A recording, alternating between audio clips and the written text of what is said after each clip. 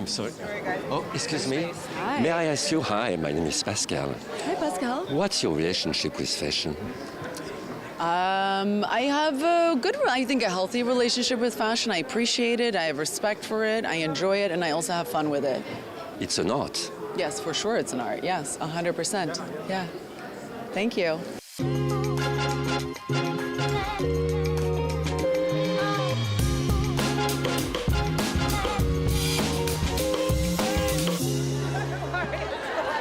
Fashion is, of course, about artistry, but does it deserve to be elevated to the status of art in its own right?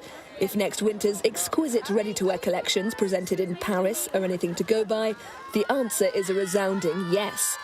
Although these fans outside the Dior show have turned out for an altogether different reason. They're here to spot their favourite influences.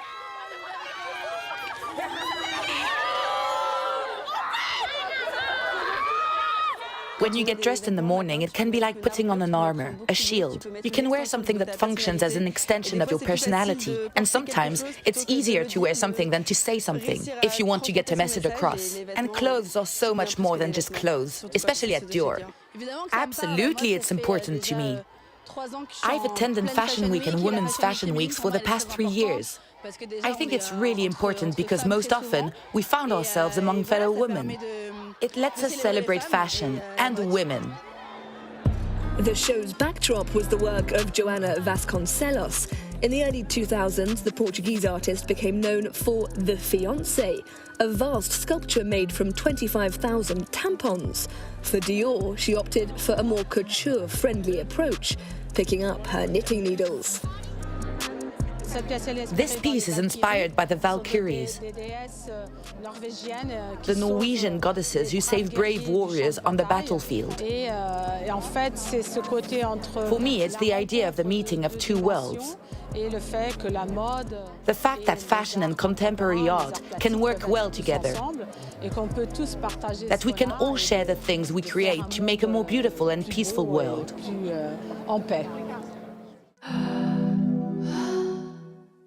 The idea started from to think about 50, but we don't realize, especially was really for me a surprise, how much I have this idea of 50 that is close with American film, but it's completely different the situation in Europe, and especially in Paris, but also in Italy, because it was after the Second War. And we are not to forget that in Paris in 40 the women had the vote and also the second sex. So I think that Mr. Dior in Paris was more in contact with women like Catherine Dior, of course his sister, but also like Edith Piaf, like Juliette Greco, that was also a client of Dior with a very strong personality, very resilient, and I want to use their art to really explore their personality, but also to be independent women. This interpretation of feminism is very hopeful, but it's also about commercial success. What we can see if we look at LVMH's latest results is that it worked extremely well. Generally speaking, with each collection, there's always some little message, sometimes only subliminal, around the same theme. She is extraordinary. She knows how to conjure an atmosphere while always still focusing on the details of what she produces. She's wonderful. Fashion is so often about the intersection between a story and a product. For Stella McCartney, that impulse gave way to a daring show that kicked off with a beautiful procession of horses, led by a horse whisperer. It was a nod to a childhood spent riding and her love of all things nature.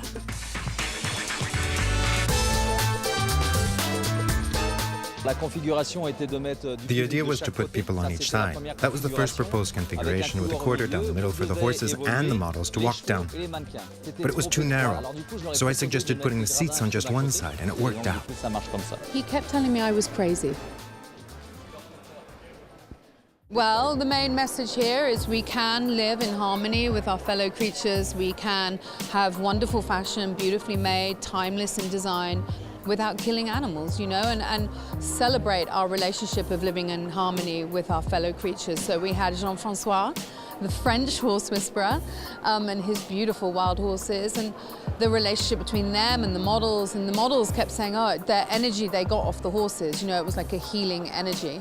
And then the patterns that came into the knitwear that you see from the blankets of the horses, my mother's photography, my sister's photography of horses, because we've been riding forever as a McCartney family. And, you know, yeah, trying to celebrate fashion, but also celebrate sustainability too. She's powerful, she's certainly a pioneer. She's doing things that have never been done before in fashion, and I just love that. I love her for that. And she's a cool, like, girl's girl.